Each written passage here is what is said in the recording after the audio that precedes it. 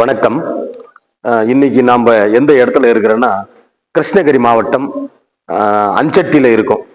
அதாவது கிருஷ்ணகிரியிலிருந்து தேன்கனிக்கோட்டை அஞ்சட்டி செல்லக்கூடிய பகுதியில் முக்கால முனிவர் அகத்தியர் தொண்டு மற்றும் கல்வி அறக்கட்டளை இணைந்து நடத்தும் கே கிருஷ்ணன் என்கிற காலமுனி சித்தர் அகத்தியர் சீடர் பீடத்திற்கு இன்னைக்கு வந்திருக்கிறோம்.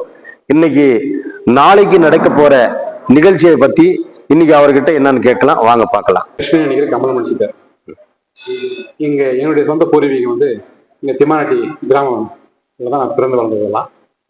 இப்ப இந்த ஆலயம் இங்க அஞ்சட்டி தாலுகா கடுகுநத்தம் கிராம மலைப்பகுதியில் அமைந்திருக்கும் முக்கால முனிவர் ஸ்ரீ அகத்திய சித்தர் பீடத்துல இந்த உங்களுக்கு பேட்டி கொடுத்துட்டு இருக்கேன்.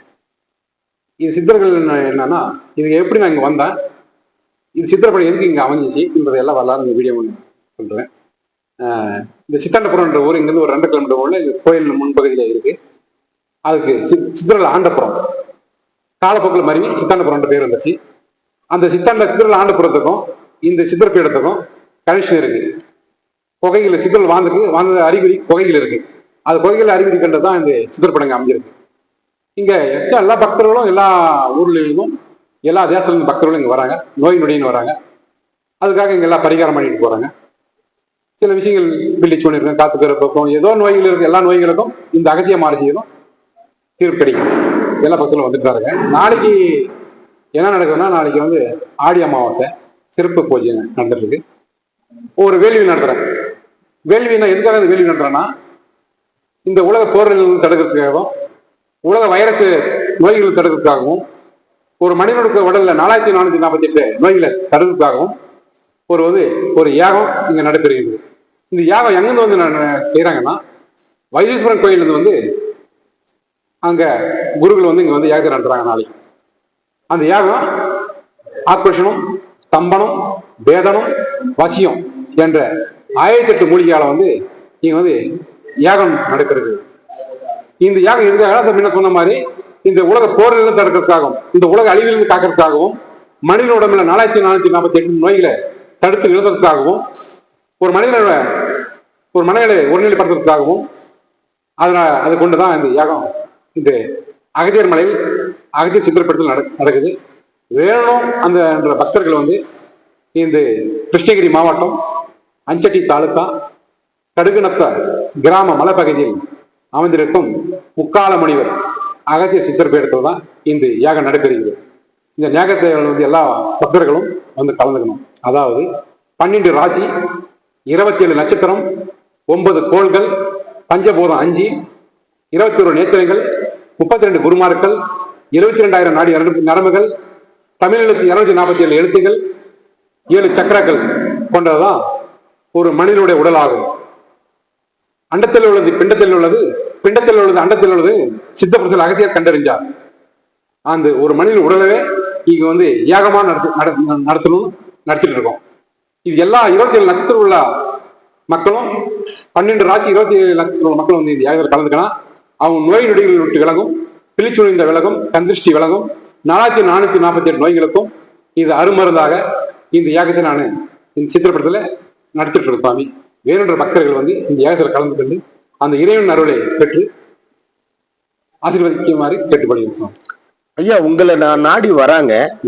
ஒரு சிலருக்கு இதுதான் இருக்குது, இந்த மாதிரி பிரச்சனைகள் இருக்குதுன்னு எப்படி சொல்றீங்க? அது எங்களால சொல்ல முடியும். ஏன்னா நாங்கள் சித்தர்கள் எங்களுக்கு என் குருமார அகத்தியா மாரசி சொல்லியிருக்காரு. அவங்க கை நாடியை பிடிச்சி பார்க்கும்போது அவங்க என்ன நோய்கள் இருக்கு, அவங்களுக்கு என்ன பிரச்சனை இருக்கு, எல்லாமே அந்த அகத்தியா மாரசி வழியாக தெரிஞ்சுக்கலாம். அந்த வழியாக மக்களுக்கு தீர்வும் இங்க இருக்கு. சுவாமி, இந்த பில்லி சூனியம் அப்படின்னு செய்யறாங்கன்றதுலாம் அதில் உண்மையிலேயே நடக்குதா இல்ல எப்படி? இல்ல இருக்கு சுவாமி. எல்லாத்தையும் சித்தப்பொருட்கள் கண்டறிஞ்சிருக்காங்க. பில்லி சூனி ஏவல் எல்லாமே இருக்கு. அது பில்லி சூனின்றது சித்தர்கள் ஓலைச்சுவடி வழியாக எழுதி வச்சிருக்காங்க. அது எப்படி அதை வழிவகுத்து கொடுக்கணுன்றதும் கண்டறிஞ்சிருக்காங்க. அதுபோல் நாம இதுக்கு நன்மைக்கு மாதிரி தான் பயன்படுத்தணும். இது தீமைக்கு எல்லாம் பயன்படுத்தலாம். இன்னைக்கு வியாபாரம் பண்ணிட்டு இருக்காங்க மக்கள். அதுக்காக வேண்டாம், நன்மைக்காக மட்டும், இந்த உலக நன்மைக்காக மட்டும் நம்ம செயல்படுத்துறோம். இதுல ஒரு சிலர் அது உண்மையே கிடையாது, அது தேவைக்கு மாதிரி சும்மா அது சும்மா தான் செய்யறாங்க, அது வந்து பலிக்காது அப்படின்ற மாதிரி சொல்றாங்களே. இல்ல, அது முறையா கையாண்டால் முறையா பழிக்கும். சித்த புத்தகம் சும்மா வந்து எதுவும் எழுதி வைக்கப்படல, எல்லாம் எழுதி வைக்கிறது. அது முறையா பிரிஞ்சு பயன்பட நிச்சயமா பயன்படுத்தலாம், நடக்கும். இறைவனுடைய வழிபாட்டுல வந்து இருக்கிறவங்களுக்கு அது என்ன செஞ்சாலும் அது நடக்காது அப்படின்ற மாதிரி ஒண்ணு சொல்றாங்க, அது உண்மைதானே? இல்ல சாமி, இறைவனே வந்து கட்டுப்படுத்தலாம். அதுதான் மந்திரங்கால் மதிமுக்கால். மந்திரத்தெல்லாம் மாங்க உழாது, மூலிகையால் தான் எல்லா வேலையும் செய்ய முடியும். உலக பிரபஞ்சத்துல ஒரு அறிவு உள்ள செடி கொடி தாவரங்கள் மூலிகளை கொண்டு உலகம் என்ன வேணாலும் நம்ம செய்ய முடியும். அது சித்தர்கள் கண்டறிஞ்சிருக்காங்க. இது சொல்ல போனா மந்திரத்துல மாங்காய் விழாது, தந்திரத்துல தேங்காய் விழாது, கல்லால் அடித்தாதான் விழும். கல்லால் அடித்தால்தான் விடும். அதுதான் மாங்காய் விழும். மந்திரத்திலும் மாங்காய் விழாது. அப்ப மந்திரங்கால் மதிமுக்கால் என்பது மந்திரத்துல வந்து எந்த மாங்காய் விழாது. இன்னைக்கு ஒரு விஷயம் சொல்றாங்க, எல்லா மாந்திரிகவாதிகளும் இன்னைக்கு வந்து கொண்டு வந்து மாந்திரிகத்துல வந்து நான் கட்டு உடைக்கிறேன். மந்திரத்துல மாங்காய் விழாது. அது மூலிகால மட்டும் தான் செய்ய முடியும். மூலிகை மட்டும் தான் சக்தி இருக்குது. பிரபஞ்சத்தோட சக்தி, கிரகிக்கிற சக்தி, ஆக்கிற சக்தி, அழகிற சக்தி மூலிகை மட்டும் தான் இருக்கு. இப்ப நான் கூட செஞ்சுட்டு இருக்கேன். அகத்தியா மாரதி, கணபதி, முருகப்பெருமான் மூவரும் இந்த ஆலயத்துல அமர்ந்திருக்காங்க. இவங்க மூலிகை கொண்டு தான் செஞ்சிருக்காங்க. அதான் ஏட்டு சொர்க்கா கூட்டுக்காகாது, பேப்பர்ல இருக்கிற சொர்க்கா கூட்டுக்காக குழம்புக்காக ஆகாது. அது போல கல்லால் செய்கிற விக்கிரகங்களுக்கெல்லாம் சக்தி கிடைக்காது. ஏன்னு கேட்டா இந்த செடி கொடி தாவரங்கள், ஒரு அறிவு இல்ல செடி கொடி தாவரங்களை தான் இந்த பிரபஞ்ச சக்தி இருக்கிற சக்தி அந்த செடி கொடி தாவரங்கள் மட்டும் தான் இருக்கு. அதுதான் பிரபஞ்சத்தை கிரகிச்சு வைக்கும். அதுல உருவாக்கப்பட்டதான் அகத்தியமார் சித்தப்புரசரும் முருகப்பெருமானும் கணபதியும் உருவாக்கி வச்சிருக்கும். இதுக்கு பேரு தேவ பூதாலயம் என்ற அழைக்கப்படுற மூலிகை.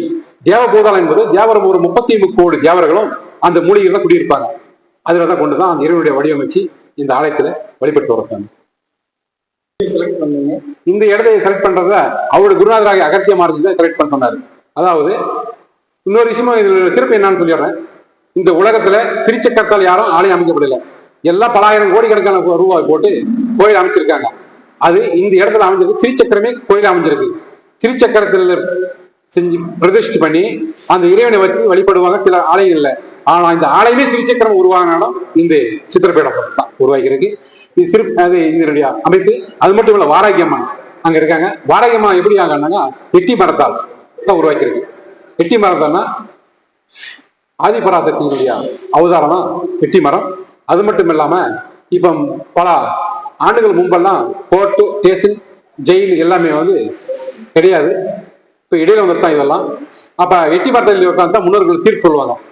தீர்ப்பு சொன்ன எல்லாமே மக்களும் ஒத்துப்பாங்க. அதுல எல்லாம் சரின்னு போயிடுவாங்க. அப்ப அதுதான் ஸ்டேஷன், போலீஸ் ஸ்டேஷன் எல்லாம் வெட்டி மரத்தில் தீர்ப்பு தான் நடந்தது. இப்ப காலப்போக்கில் தான் ஸ்டேஷன், ஜெயிலுன்னு சொல்லி வந்திருக்கு. இதுக்கு முன்னெல்லாம் அந்த ஆதிபராசக்தியினுடைய அவதாரத்துல மரத்தில் உட்காந்துதான் தீர்ப்பு சொல்லுவாங்க. அது போல நான் இப்ப அந்த வாராகி தேவியை வந்து வெட்டி மரத்தால் செஞ்சிருக்கேன். ஒரே மரத்தால் வெட்டி மரத்தால் செஞ்சிருக்கேன். அது வந்து ஆக்ரோஷனம், ஸ்தம்பனம், வேதனம், வசியம் 1008 மூலிகையால அந்த அம்மனுக்கு எண்ணாபிஷேகம் செஞ்சிருக்கேன். ஆக்ரோஷனம் கொடுத்துருக்கேன்.